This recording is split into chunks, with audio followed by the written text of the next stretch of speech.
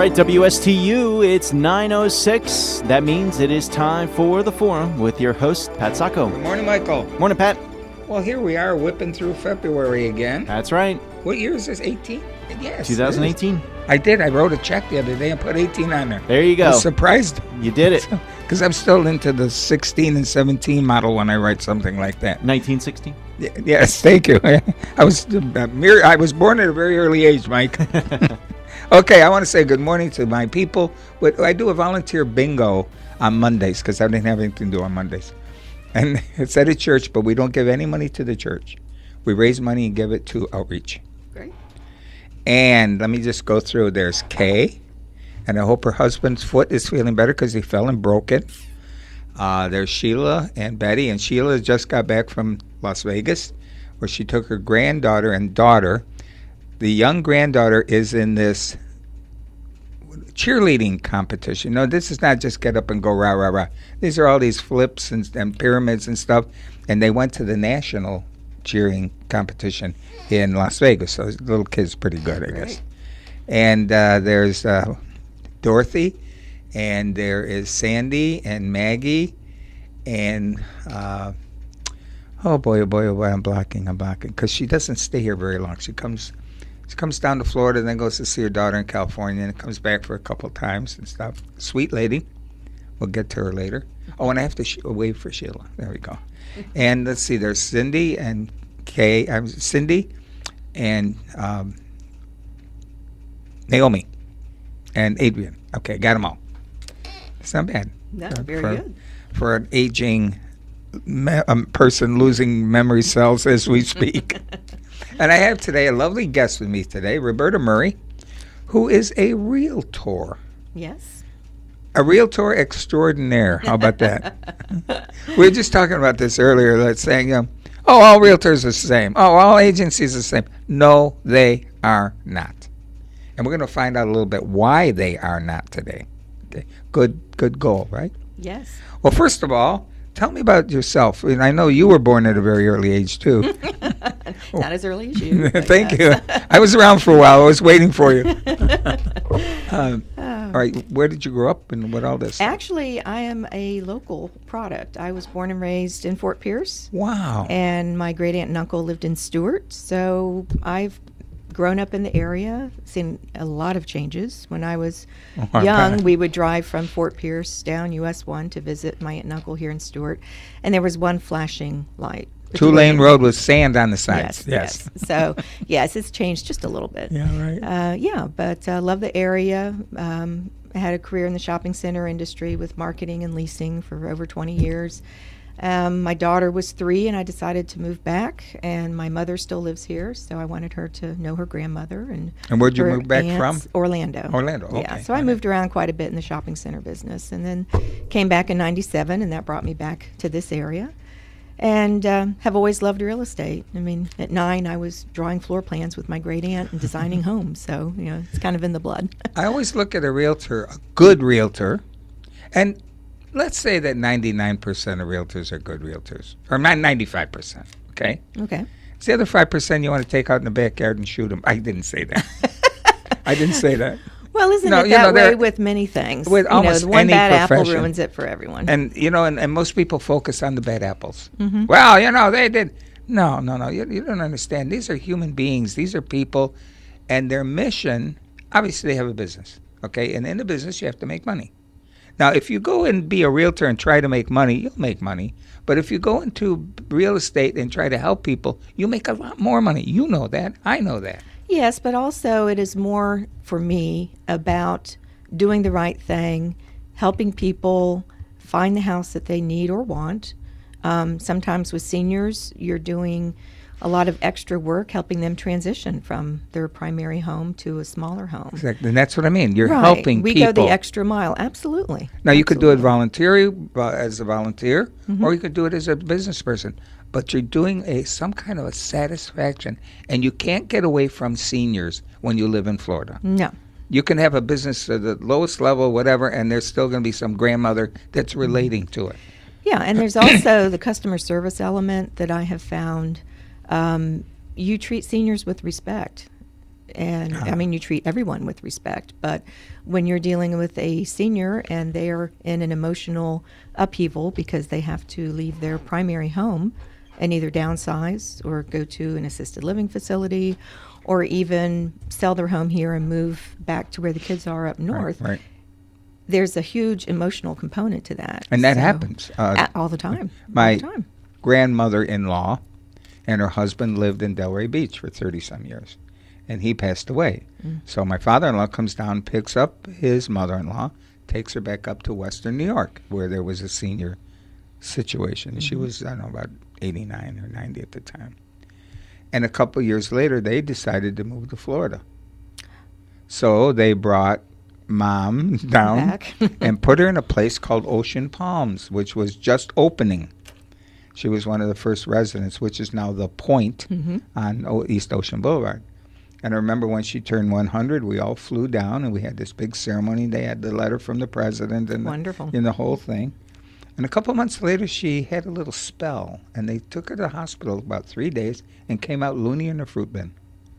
She used to watch the evening news. She used to watch Johnny Carson every night. She was into the news. Her husband had been a colonel. She stayed current to things that were going on. Very opinionated woman. And then all of a sudden just went wacko Wow. and spent the next 2 years in a nursing home and passed away at 102. Nice long life. But she had that first 100 years of, wow. She used to smoke. And she... Smoked and lived to be 102. Yeah, wow. we would go out to dinner, and she'd say, I don't know what I want to eat. My stomach is a little queasy. She says, bring me a martini, and I'd like the lobster. There you go. Live that life, yes. But you never asked her how she was, because she told you. Oh, my foot hurts a little bit. I can't see very well anymore. And she went through this litany. So you never said, hi, Graham, how are you? Hi, Graham, what are you doing? In fact, this is funny. Redirect. One time, I called her. And she was upset. I said, what are you upset about? She said, I live in this place. I'm the oldest person living in this whole complex. And on whatever night, they have bingo. I said, would you like bingo? She says, no, that's not the point. She said, you go down and you put a thing of corn on the number. And if you win, they give you a can of beans. She said, I watched Dallas during that time. I don't have time to go play bingo with these old people. Need to make it worth her while. So that's what you asked her about. How's Dallas? Right. Okay. Right. I have a question for you. What sets you apart from other agents, other real estate agents in the area? Well, there's several things. I think the first thing is that I'm a realtor, which is different than being a real estate agent. A realtor is a member of the National Association of Realtors, and we have an ethical code that we abide by. So we treat our customers professionally, ethically, and that's really important nowadays as far as the level of customer service that our customers can expect. The second item, I am a senior real estate specialist. So this is a designation that denotes my specialized skill set for assisting seniors and baby boomers. When I first received this designation in 2002, we were focused on seniors. Well, this is what, 12, 13 years ago? Well, now the boomers are aging up. I wasn't a boomer 13 years ago. I am now. So those are two distinct... Oh, you're kidding, but go ahead. Thank you. But those are two distinct and very different categories. We work with boomers, we work with seniors, but they have different needs, different wants. So very different as far as what they're looking for. For instance, boomers, they want an active lifestyle, active community. They like to play pickleball. They want a fitness center. They're willing to have a mortgage with purchasing their new place. Boomers, I'm working with some boomers now that are investors. They're doing a 1031 exchange. They sold a property up north. What's a 1031 A exchange? 1031 exchange is a tax deferral program where if you have investment property, you can sell it and then buy one or multiple properties, and you don't pay the capital gains expense. Oh, okay. As long as you the turn it tax. over. You roll it over. Gotcha, right. It defers that. Oh, wow. Yeah, so the boomers are a little more complicated because they have more funds. They're looking for more active lifestyle. They're just more engaged. The senior side of it is more conservative. They look for proximity to hospitals, doctors, grocery stores. they're not real keen on having a mortgage. That generation is more conservative than the boomers. So really, they're two separate entities. So we've received training on how to manage both sides. So instead of just being a real estate agent, we have experience and training to work with boomers and seniors. Well, I heard something that maybe I was twisted in my question and twisted in the answer. I was talking to a friend about having a mortgage. He said, no, you should always have a mortgage because you can deduct that on your income tax. Then I found out that only about 40% of what you deduct goes toward your total on your income tax. Yeah, it depends on your tax bracket. Right. And to me, it's better to have $100 in the bank than be giving somebody $100 for the rest of my life so I could get $40 worth of credit on my income tax Yes. or something like that. I'm a big You know, sort proponent of living within your means or actually living beneath your means. Exactly. And, that's just me in my little world, and other people are investors and they're more risk takers. So, luckily, you can still get a mortgage if you're retired and you have the equity and you can. Or you can and get a build that. reverse mortgage. Absolutely. You can get your Yeah. money back. Yeah. And I'm s- especially, if you're a senior and, assisted living is not cheap.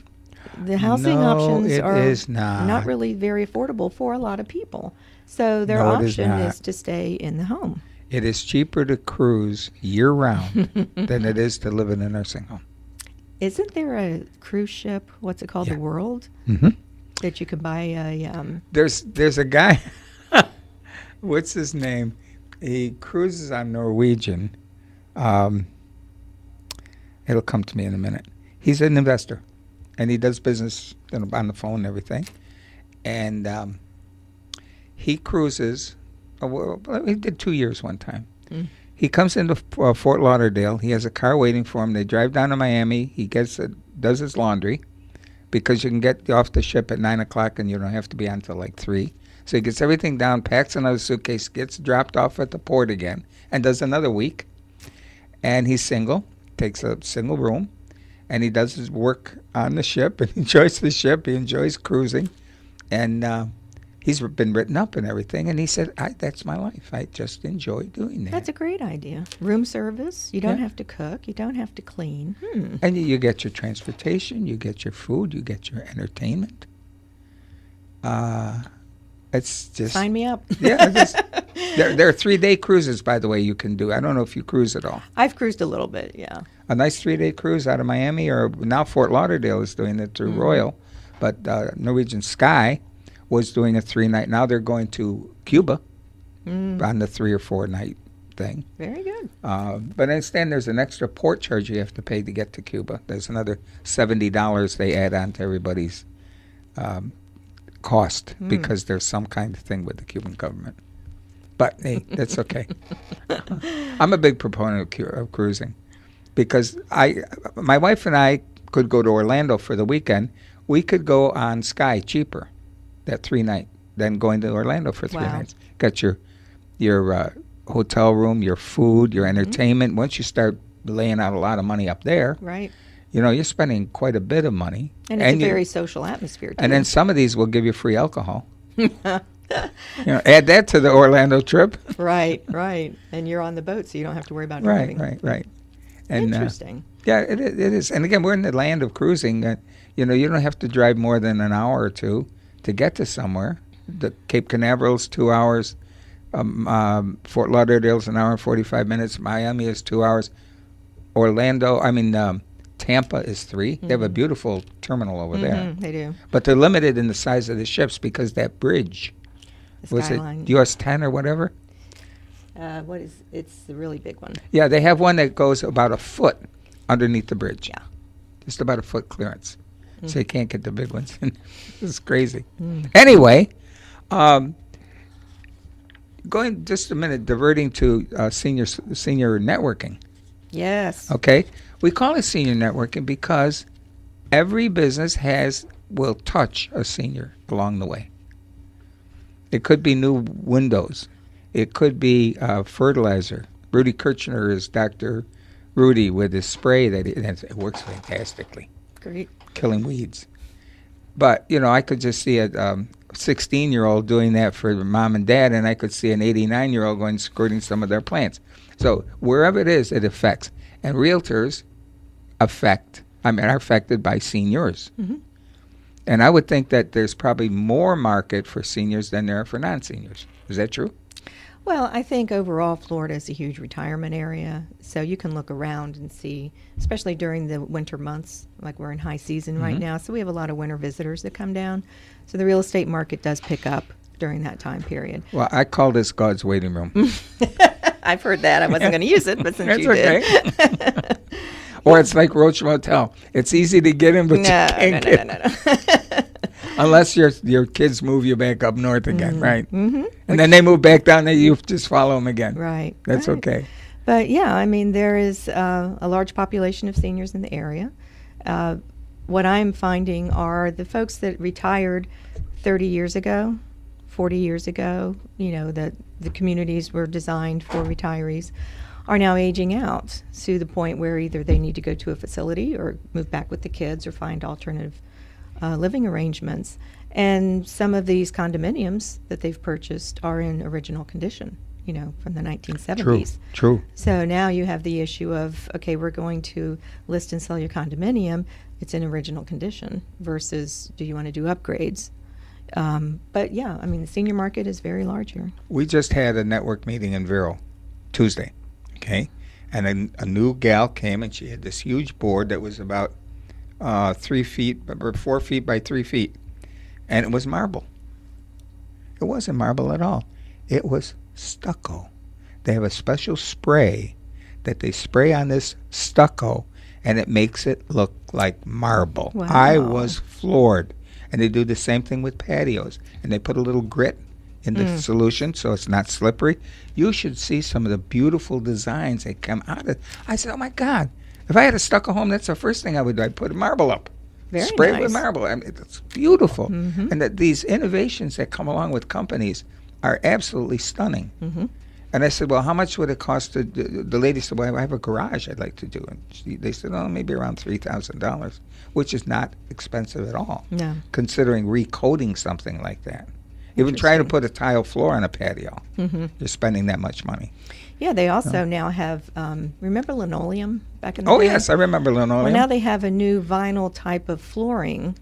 Instead of doing laminate tile, laminate wood, it's basically a sheet of vinyl, but it's printed and it looks like wood. But yet it has a little texture, so it's not real slippery. And you walk into these condos that have been remodeled, and it's like, wow, it looks gorgeous. And they don't lay the individual chunks in there. No, it's like one, so there's no grout lines to worry about cleaning. Wow. And, you know, kind of slip resistant. So there's always new items coming out on the market which help make a home safer for the senior who chooses to stay. Yeah. Fantastic. And even if you have a 2-story condo, townhouse type of thing, you can always buy one of those chair lifts to get you up the stairs. You can, yes. Yeah. I try to be pragmatic with my customers. You know, when we're talking, especially at Indian River Plantation, we're out on the island across from the Marriott. So that's like a resort area. And I deal with a lot of people that are moving down from Minnesota, Chicago, wherever.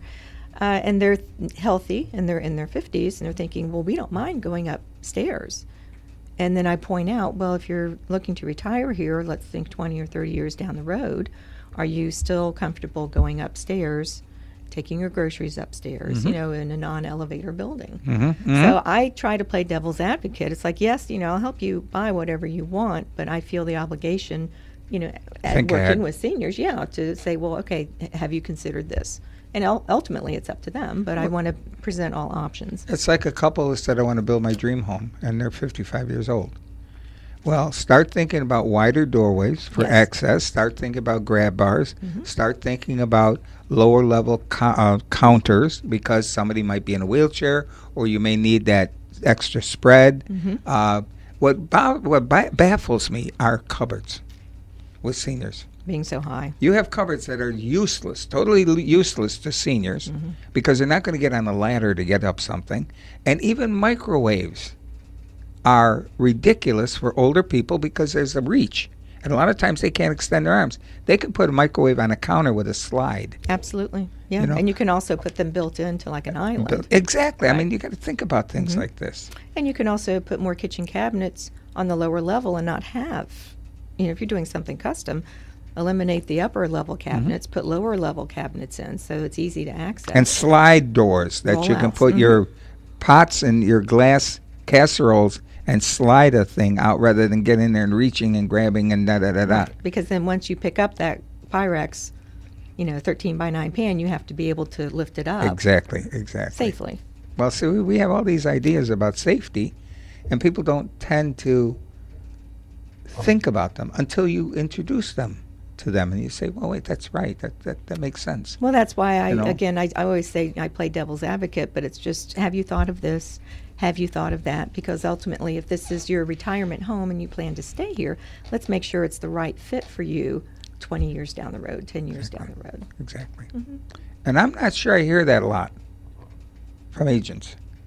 Well, I mean, sure I everybody, hear we're that in a the lot. business to sell property, but, I want to give that extra customer service to my customers to make sure that they're happy with the end product. That's the thing. It's a satisfier.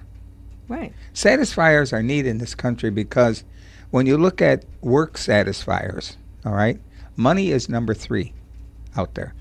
Number 1 worker satisfier is recognition of a job well done. You say to your employer, you nailed that. Right. You really, I'm so impressed. You went out, you're supposed to get 6 and you brought 12. You did a great job. Now here's the 3-day cruise, go. That we don't do that, but we should do that too. Because when you do that, you bind that person to your job. They're not going to leave you.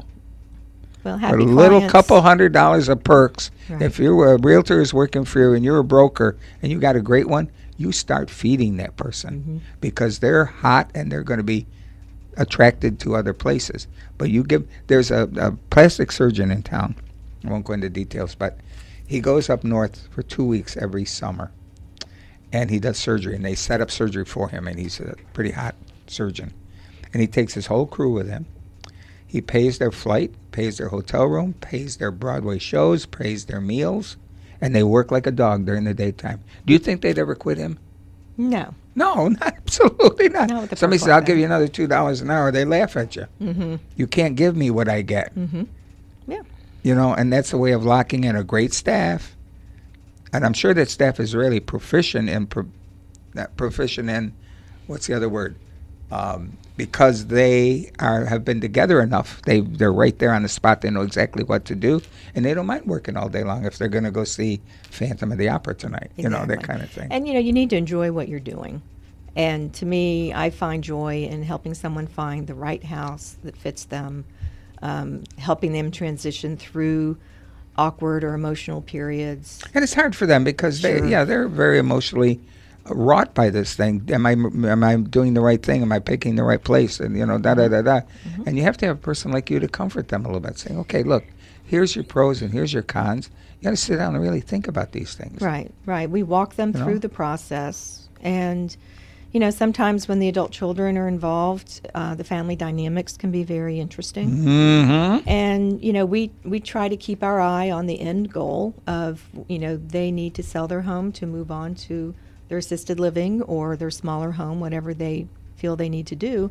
But we're also very empathetic in the process. Don't you wish you could turn to the adult children who are involved in this and turn and say, stop projecting yourself living here. No Stop comment. trying to choose. Stop trying to steer mom and dad into a place that you like, because they have to like it. You can do with what you want with it afterwards. Yeah, you really need to keep your parents' priorities in mind because they are still your parents. They will always be your parents. And it's hard, and I can say this from personal experience right now, acknowledging the fact that your parent is not as virile as they were growing up. But you're a strong-willed person, and so is your mom. Oh, yes. Yes, Okay. the fruit doesn't fall far from the tree. and that can be a challenge at times, But I've learned that instead of trying to take over and tell your parent or parents, no, you need to do this and you should do this, they are still your parents. So you have to respect that And I've learned to ask questions instead of saying, Mom, you need to do X, Y, and Z. I ask her, I'm like, what do you think about this? How do you feel this could be improved? She's part of the conversation. She's living. She's here. She's, cognizant. You cannot dictate.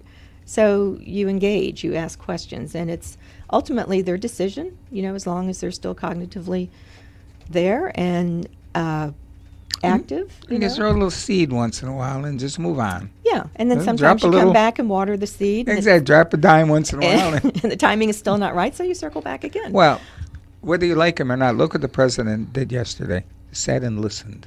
Yes. And it's a very unusual thing for that man. Mm-hmm. But he sat and listened and listened and listened and listened. And what a reward it was for those people who had lost children, lost friends, to be able to speak to this man and have him just sit there without pontificating and giving all this political mumbo jumbo. Oh, we'll look into it. We'll get a conference. We'll get a Right. commission. He just sat and listened. Now, I think what he's going to say is based a lot on what he heard yesterday. Probably he knew that before they walked in. Mm-hmm. But to get that kind of support and make it a bipartisan thing is a wonderful thing. Yes. There are so many obstacles to control here because it isn't a simple matter of banning guns, and it isn't a simple matter of raising ages. There's so many intricate things that need to be done. Mm-hmm. And we can't bluff our way through this one. I think this time we have to get something done. Yes, and I think what I'm really pleased with is the kids. The kids are stepping up, and the kids are saying, no more, enough is enough. And if you don't make the change, we will. We'll in the battle box, in the In the ballot box. yeah, but and to they hear didn't that demand young- this, and they didn't demand that. Then No. it said to the legislator in Florida, "We know that you don't have time. We know this is not going to happen right away, Mm-hmm. but this is what we're going to do, and we will support you if you da da da da." Mhm. But I'm very excited that the kids Yeah. are taking control. And they're not a mob. They're not No, they're burning respectful, cars and Right. breaking into windows, they're and going through the they're process intelligent kids, and correctly. they're saying it's got to stop. Mhm. And they're right. And maybe the movement from the children, because the children are our future. Right. They are the ones that will be sitting in the White House and sitting in the legislature Mhm. 20 years from now. And we've got to listen to them, and we've got to help them understand the process is a difficult one, but they've also got to understand that we need to support them. Absolutely. And I'm just very encouraged that they are being as organized as they are. I'm sure their parents are helping them, which is fine. But, this could be the turning point because they are so organized and so focused. That bus thing works. I, for several years, went on the bus. It was called Rally and Tally. We had a bus of 50 people, went to Tallahassee for a couple of days and met with our legislatures on issues dealing with Alzheimer's disease. Wonderful. And we would go into an office and we would say to them, what is your stance? How can we continue to support you? Because if you don't support us, we're not going to support you. Mm-hmm. And they listened. We had one guy, I won't mention his name, when the four of us went into his office. He brought us in, pulled some extra chairs, sit down, relax. He said, thank you for coming to see me. And we said, wow. He said, no, let me explain. If you write me an email, I look at it. Write me a letter, maybe I'll have one of my staff do it. When you come to see me personally, take that time, I am yours. I'm going to sit here and listen to whatever you have to say. Good. He says, thank you for coming here. Now, this is your time. Mm-hmm. And that's a And, smart politician because that's his job. And Gail Harrell, we went into her office and she had a glass case with a pair of red sneakers in it. And we said, why are those red sneakers? And she smiled. She said, those are the sneakers I wore with 5,000 homes I knocked on to ask for their vote. I Very had good. that sneaker thing right there to remind her Mhm. what she did to get into that office. Mhm. See, these people, when you meet with them individually, they're really good, decent people. When you get them together, it's like in the 60s, there was a little saying that the crowd speaks with one angry voice and eats with 1,000 little mouths. Hmm. And that's true. When you get those little mouths, everybody's fine. You put them together, monstrous things happen, Yeah. So individually, they're people. They understand. We just have to get them to understand a little bit more and break party lines and look at people lines. We're not governed by the party. We're governed by the people. Right. And I We've think gotta that's learn the that. key. Yeah. They need to do what's right instead of what's politically correct. And I think we're on a trend to be doing that. This past year, there have been things that have been done that might not be so politically correct, but have been right. We need to continue that Yeah. If this country's going to survive, if we're going to we survive. need to start making some changes. And that's why people went to the ballot box, saying we need change. Now, maybe we got the right change, maybe we didn't get the right change. I'm not going to be judgmental. I know what I believe. I'm not going to impose it on anyone else because it doesn't do any good other than trigger an argument. But, again, we need to, like I was saying, how long does it take to get permits to build a bridge? Oh, 2 yeah. years, 3 years? If we could say, let's make that happen in 2 months, do you think it could happen? Of course it could. But we'd have to knock out some regulations, okay, for the good, All the layers. all the layers. And we've been chopping at layers. We don't see that because the media doesn't report the good stuff that's going on in the White House, but that's okay too. It's working. And it is time for a change. It's time for more than just a political change. It's time for a social change. And we're seeing that emerging with women power and with the it's all about me kind of thing. I mean, these things are emerging very strongly. And people are saying, hey, it's time. And we're not going to be just sitting there voiceless. And I'm not going to elect an official and hope he does the right thing. I want him to come and have town meetings. I want him to listen to us. And I want him to reflect what we say when he goes to vote. Right. We have to be active. If you just go to the ballot box and vote and then go home and ignore what happens for the next 4 years, then you're culpable. Now, a lot of people don't like Bill Nelson. He's a Democrat. Oh, my God. Well, Democrats don't like him very much in Congress because he votes issues. Republicans don't like him very much because he votes issues. And he was an astronaut. And he gets in the plane during the hurricanes. Do you know this? And he flies with them No. when they go search for the eye. Really? He's in there. That's cool. This guy's doing he's doing things.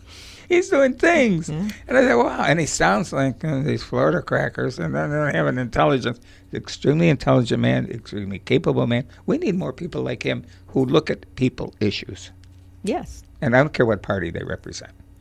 You know what? My God. We did a bad thing, Roberta. What did we do? We blew right through a commercial. Oops. Maybe we can get Mike to sneak one in. What do you think, Mike?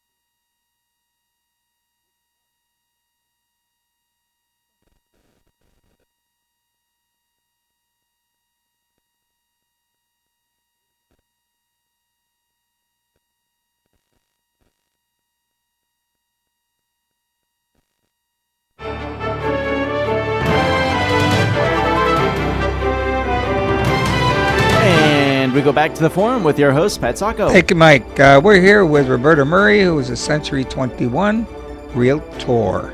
I didn't say real estate agent. Realtor. Okay. What is the process of somebody, let's say I've found this home and it's for sale, or I want to buy the house. What has to happen legally to figure out who owns that house? Well, if the property is listed with a real estate agent, then they have listing information. We all share the multiple listing service. But once you find a property, I always go a few steps extra and research online to make sure that the person that's selling the house is actually the owner of the house or actually has the right to sell the property. So you can go on the Clerk of Court's website and search by name or by property deed, whatever, to verify that the person is actually, the owner. The owner, Right. Sometimes if you're working with a power of attorney, you need to verify their identity.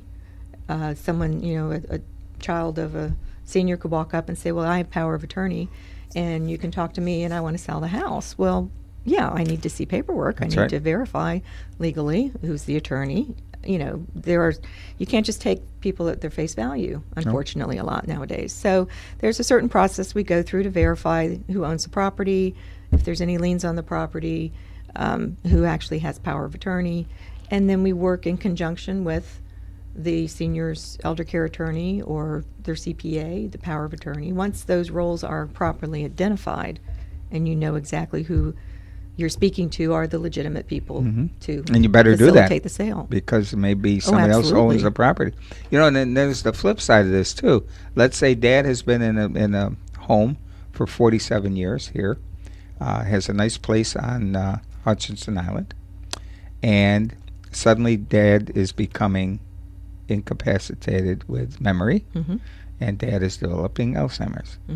Now, what does the son do? The son has power of attorney. However, we have to verify that Dad is incompetent. And how do we do that? We get him adjudicated. But it's a court process. And the judge will appoint an attorney to represent Dad in that hearing, because you need to be represented. And they do a search, and they do 3 or 4 layers of testing to see where Dad may not be capable of doing his own thing. Then the son is appointed as the guardian. Now we can move Dad into a particular environment that he needs to be in, and then the place can be sold. Right. But the dad or the son just can't step in and say, okay, I'm power of attorney, I'm going to sell the house. They don't understand these steps that have to be taken. Right. And in a perfect world, the senior would make sure that everything is already organized the way they want it, that they have their will, they have their medical surrogate. So they've had the conversation with their children saying, okay, I would like you to be able to be my medical surrogate, so that if I'm in the hospital, you're making the medical decisions. And this other child, it would be nice if you would be the power of attorney and deal with the legal issues. But in a perfect world, those things are nicely packaged with a bow on them before the senior gets to the point where they're becoming incapacitated. But that doesn't always happen. So it can be more involved and time-consuming if it's not pre-planned. Okay, you said, I noticed that you also mentioned that you have trusted resources that provide packing and shipping services, the selling or donating unwanted furniture, etc. So you work with an agency at that point for moving from a large house to a condo. Yes, really we're a one-stop shop. And when I say we, I'm part of the Norman Page team. So Janice Norman is my teammate. And she, has a huge nursing background. Joyce Page was an interior decorator. Janice's husband is an attorney, too. Yes, Ken Norman, yeah. Okay. So the 3 of us work as a team. So if you're looking to sell your house, let's say, all 3 of us come down, we meet with you, we look at the house. Nice, very good, very good. And so you meet all 3 of us, and then someone is always available to talk to you. Now, who is this team related to? What entity? Century 21 IRP Realty. We are out on the island across from the Marriott. So being a team, you get really 3 people for one. So when we meet with someone, we evaluate the house and determine, okay, if there's repairs that need to be made, if it needs painting, if it needs sprucing up, landscaping, whatever, to make it more marketable. We're making notes and we discuss all of that information. So in reality, let's say if a senior is in their house and they need 3 projects done to spruce it up, we have a list of trusted resources that we have referred out to many customers that are professional. They do a great job. So it streamlines the process. Instead of the senior having to get 3 bids on each project, it's overwhelming. So we have the resources to help expedite that part of it. Also, if you're leaving your home and you're downsizing and you have a 5-bedroom house and you're going to a 1-bedroom condo, obviously everything can't go with you. True. And there are businesses, again, that we work with that can come in and either take everything out if you want to donate it. They can take everything and sell it through various means and give you a percentage of it. There are services available that can come in and pack the things for you. Let's say if a senior's moving back to where their children are up north. Well, they can come in and pack. Get White Glove or somebody to come in and exactly. do So that. so the burden is taken off of the senior to have to make all these decisions and help streamline the process, because it's emotional. It's a very emotional process, selling your home. My mom left our family home of 40 years of, she still had her Easter egg baskets. Okay, so keeping everything, going through those memories was a long process, but it was very emotional. True. So we understand that. We get that. So we are there as a resource. We are there to help streamline the process so that the senior is as stress-free as possible. Good, yeah. And it's better rather than saying, okay, we'll sell the house. Let's put it on the market, Then There's so much more to it dealing with seniors than just, if you're 20 years old and you want to sell the house that you're in, that's one thing. Even at 50 or 60, I've been collecting things that are my daughter's. I have trunks with all of her stuff in it. I can only imagine what I'm going to be like when I'm my mom's age. More but trunks. Those are memories, and Right. Yeah, and that's representative of their life. And it's like meeting with your daughter and your mother I'll give you an example. My dad passed away early. I was 15. And he was like 44, I guess. Oh, wow, sorry. And one of his only cherished things was a black onyx ring with a little diamond chip in it. Those were popular at the time. And when I turned 18, just before I went to the graduation ceremony, my mother gave me that ring. And I was so proud to get that ring. I mean, it was 3 years later I got the ring. Well, when my son graduated from high school, just before he went to the ceremony, I gave him that ring. How nice. I didn't have it that long. He's had it right now longer than I had it. But it was a symbolic thing. This was something to pass down along. I know my mother-in-law once in a while will give my wife or one of the other 3 daughters a piece of jewelry or something that she really liked, or a silver teaspoon that she got from Korea, pre-Korean War Korea, when her father was on assignment there. Yeah. Those little spoons that they use and stuff. I mean, and the kids just love it because mom is giving them a part of mom's exactly history. These are the mementos from their life that they want to pass on to the children, and it means so much more when they either tell you about it. Oh, I purchased this, or this was given to me, or this is your great aunt's. It just means so much more. Well, we just passed along some spoons. My son and his wife, my daughter-in-law, we were on a cruise one time and we had different salts at one of the restaurants. You tasted different salts of color: white, orange, black, and all had unique, different tastes. And you put a little bit of oil on a piece of bread and dipped it in the salt and tasted it. Well, we set up a kit for my son and daughter-in-law, and my wife gave them the spoons that her mother gave her from Korea, because those little tiny spoons were what you would use with the salt. Were perfect for that, right? And then they have that memory to keep, right? And then they can pass on to their children, right. I mean, that's what it's all about. It's the family. And when you get something, it doesn't matter the cost of something. It's the intent. It's the what it was, not how much it was. Right. It was a memento, you got it. Right. And you're passing it on from one or two generations back to the present generation. Exactly. And that keeps those family members alive in their thoughts. Exactly. Yeah. That's really neat. We need to do more of that.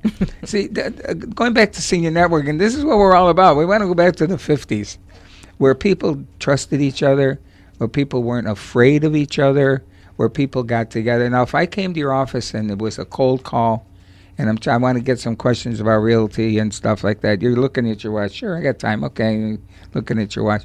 If we had met at senior networking and I walked in the door, you recognized me and say, hey, come on in, have a seat. Mm-hmm. See, so we break through that ice of that cold call. Absolutely. And I'm trying to get hundreds and hundreds and hundreds and hundreds of people in the professions, and then maybe move it into thousands, that we create a community that is really a true community.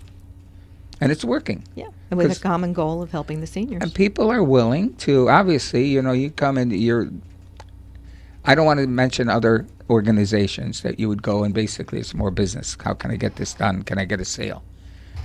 We're all about how can I meet people? Because sometimes that generates more sales. A referral to a referral from a referral kind of thing. And that's been happening in that group. Right. And Uh, again, the bottom line is the customer service. You take Exactly. care of your customers. You keep in mind what is best for them. You keep their health and welfare and happiness in the forefront. The rest of it will take care of itself. And it goes back to the one big word that we use that we need more of. It's called communicating. Absolutely. Absolutely. You That's have where to communicate. many people excel and many people fail. That's one thing. I mean, just working with seniors, and let's say they're downsizing, we communicate with their attorneys, the CPAs, the movers. I mean, that is key, so that everyone knows. The adult children that live out of town are aware of what's happening. So Yeah, how do you get mom from her home to the AL? Is there any food in the refrigerator? Her favorite snack sitting on a chair? Did someone take a picture of her living room and try to recreate that in that little room? All those things are the personal touches. right? That makes the difference. Personal touch. Yeah. Somebody gives you a piece of candy. Wow, thank you. I didn't realize it was good. Yeah. Excellent. We're almost out of time. Goodness, it flew by. We're just touching on issues. Well, we have to have you come back at some point. We're going I'd to love continue to. to dig some more. Okay. Because this is a really important topic when we're dealing about realtors and selling and buying property in the state of Florida. Yes. Much more complicated than you think. Exactly. Yeah. Well, thank you so much. Roberta, thank you for coming. And again, I hope we had a successful show. I know I did. I felt good about it anyway. And that's important. That's all that matters. That's all that matters. And we'll be back next week with another great guest on the forum.